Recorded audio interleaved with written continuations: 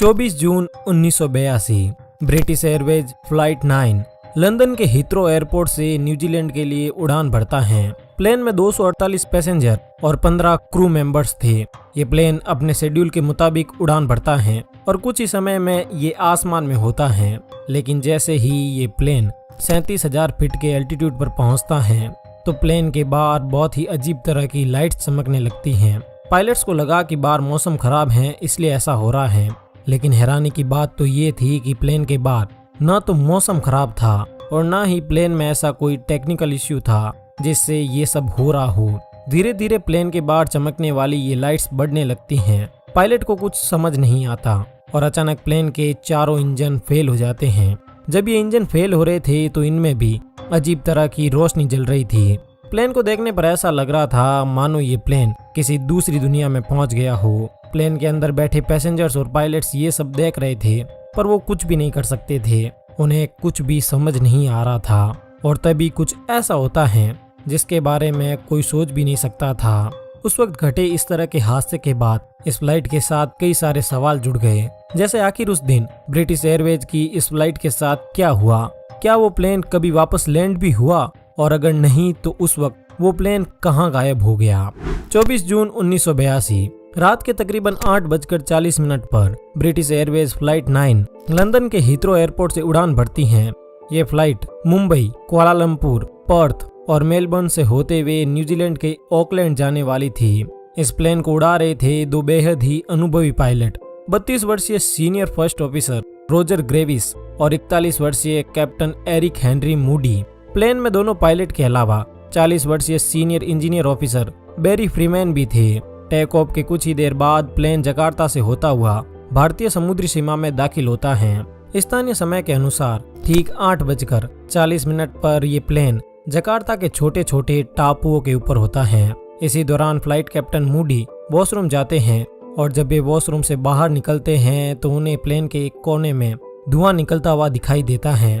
Captain Moody तुरंत cockpit के अंदर जाते हैं, लेकिन कॉकपिट के अंदर जाने के बाद कैप्टन मूडी ने जो देखा वो होश उड़ाने वाला था। कैप्टन मूडी देखते हैं कि प्लेन के चारों ओर एक अजीब सी चमकीली रोशनी जल रही थी। कैप्टन को लगा कि बाहर का मौसम खराब है और ये सब लाइटनिंग की वजह से हो रहा है, इसलिए उन्होंने वेदर रडार चेक किया, लेकिन वेदर रडार में जो दिखा वो तो इससे भी ज्यादा हैरान करने वाला था। वेदर रडार के मुताबिक प्लेन के आसपास तो छोड़िए, मीलों दूर तक मौसम बिल्कुल साफ था। ये देखकर कैप्टन मूडी और उनके को पायलट के होश उड़ जाते हैं। ऐसी प्रॉब्लम उन्होंने न तो पहले कभी देखी थी और न ही उन्होंने इसके बारे में कभी सुना था। को पायलट तुरंत दौड़कर पैसेंजर केबिन की ओर जाते हैं और जब वे खिड़की से बाहर की ओर देखते हैं तो उन्हें दिखता है कि पूरा प्लेन एक चमकीली रोशनी से जगमगा रहा है। प्लेन के चारों इंजन भी चमक रहे थे। पूरा प्लेन किसी साई-फाई मूवी के प्लेन की तरह दिख रहा था। बाहर का पूरा नजारा एक भयानक सुंदर सपने की तरह दिखाई दे रहा था। धीरे धीरे कॉकपिट और केबिन में धुआं बढ़ता जाता है और ठीक 4 मिनट बाद अचानक फर्स्ट ऑफिसर चिल्लाते हैं कि इंजन नंबर 4 खराब हो चुका है। इंजन नंबर 4 से आग की लपटें निकल रही थी और इसके ठीक 1 मिनट के अंदर अंदर ही बाकी तीनों इंजन भी खराब हो जाते हैं। चारों इंजन के पीछे से एक आग की तरह दिखने वाली रोशनी निकल रही थी। पायलट ने ऐसी मुसीबत के बारे में न तो कभी सुना था और न ही पढ़ा था, इसलिए फर्स्ट ऑफिसर ने तुरंत एटीसी से संपर्क किया। उन्होंने एटीसी को बताया कि प्लेन के सभी इंजन खराब हो चुके हैं, लेकिन पायलट का एटीसी से सही से संपर्क नहीं हुआ, इसलिए एटीसी को लगा कि प्लेन का सिर्फ इंजन नंबर 4 खराब हुआ है। इस वक्त प्लेन 37,000 फीट के एल्टीट्यूड पर था और कुछ ही देर में ये 26,000 फीट के एल्टीट्यूड पर आ जाता है। अब तक प्लेन के सारे सेंसर खराब हो चुके थे और अंदर का ऑक्सीजन लेवल भी काफी नीचे आ चुका था। ऐसे वक्त में प्लेन का ऑक्सिलरी पावर यूनिट यानी एपीयू पैसेंजर्स के ऑक्सीजन लेवल को मेंटेन करता है, लेकिन फ्लाइट 9 का तो एपीयू भी काम नहीं कर रहा था। पायलट समझ चुके थे कि अब तो मौत तय है, लेकिन फिर भी उन्होंने हार नहीं मानी।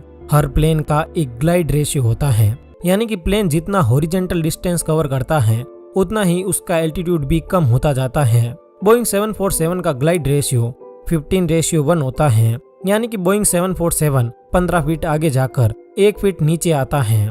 पायलट ने प्लेन के ग्लाइड रेशियो की कैलकुलेशन की ताकि प्लेन को किसी तरह जकार्ता एयरपोर्ट तक पहुंचाया जा सके, लेकिन बदकिस्मती की बात तो ये थी कि प्लेन के और जकार्ता एयरपोर्ट के बीच एक माउंटेन भी था। और क्योंकि प्लेन के चारों इंजन फेल हो चुके थे, इसलिए अगर पायलट प्लेन को जकार्ता एयरपोर्ट तक ले जाने की कोशिश करते तो इसका उस माउंटेन से टकराना तय था।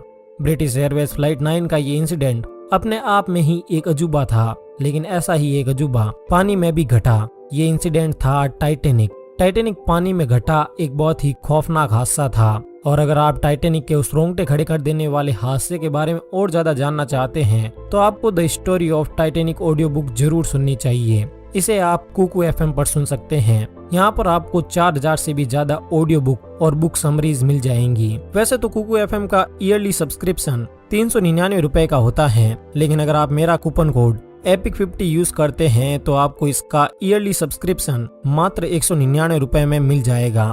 ये ऑफर सिर्फ पहले 250 लोगों के लिए ही वैलिड है। अब अगर टॉपिक पर वापस आते हुए बात करें ब्रिटिश एयरवेज फ्लाइट 9 की, तो उस वक्त प्लेन 20,000 फीट के एल्टीट्यूड पर था। फर्स्ट ऑफिसर ग्रेविस ने कई बार इंजन को दोबारा स्टार्ट करने की कोशिश की, लेकिन हर बार वे नाकाम रहे। अब थक हार कर कैप्टन मूडी और फर्स्ट ऑफिसर ग्रेविस ये फैसला करते हैं कि अगर 12,000 फीट के एल्टीट्यूड तक भी कोई इंजन दोबारा स्टार्ट नहीं होता है तो वे लोग प्लेन को समुद्र में ही लैंड करवा देंगे। बोइंग एयरक्राफ्ट को इस तरह डिजाइन किया जाता है कि ये पानी पर भी लैंड कर सकता है और कई घंटों तक सतह पर तैरता रहता है। फ्लाइट में मौजूद पैसेंजर्स को कुछ भी समझ नहीं आ रहा था और हर तरफ अफरा तफरी मच गई। अब प्लेन 13,000 फीट के एल्टीट्यूड पर था। प्लेन जैसे जैसे नीचे आ रहा था वो चमकीली रोशनी धीरे धीरे कम हो रही थी। इस वक्त तक आते आते पायलट अब प्लेन को और ज्यादा आगे ले जाने का खतरा नहीं उठा सकते थे, इसलिए उन्होंने प्लेन की समुद्र में इमरजेंसी लैंडिंग की प्रिपरेशन करना शुरू कर दिया। पायलट्स लगभग प्लेन को उतारने के लिए तैयार ही थे, लेकिन तभी एक चमत्कार होता है। प्लेन का इंजन नंबर 4 वापस स्टार्ट हो जाता है और इसके कुछ ही देर बाद बाकी तीनों इंजन भी दोबारा स्टार्ट हो जाते हैं। अब वो चमकीली रोशनी भी पूरी तरह खत्म हो गई और पूरा कंट्रोल पायलट्स के हाथ में वापस आ गया। पायलट्स प्लेन को उस माउंटेन के ऊपर से पार करा देते हैं और जकार्ता एयरपोर्ट की तरफ बढ़ जाते हैं, लेकिन तभी एक नई प्रॉब्लम खड़ी हो जाती है। प्लेन का इंजन नंबर 2 एक बार फिर से डेड हो जाता है, लेकिन ये भी कोई इतनी बड़ी प्रॉब्लम नहीं थी। बड़ी प्रॉब्लम तो ये थी कि पायलट को सामने कुछ भी साफ साफ दिखाई नहीं दे रहा था। कॉकपिट के आगे का पूरा व्यू धुंधला हो चुका था। विंड स्क्रीन पूरी तरह धुंधला गई थी और इतना ब्लॉक हुआ कि रनवे की लाइट्स भी सही से दिखाई नहीं दे रही थी। लेकिन पायलट्स के पास और कोई भी ऑप्शन नहीं था, इसलिए वो धीरे धीरे प्लेन की इमरजेंसी लैंडिंग करवा देते हैं और खुशकिस्मती से उनकी ये लैंडिंग सफल रहती है और सभी पैसेंजर्स की जान बच जाती है।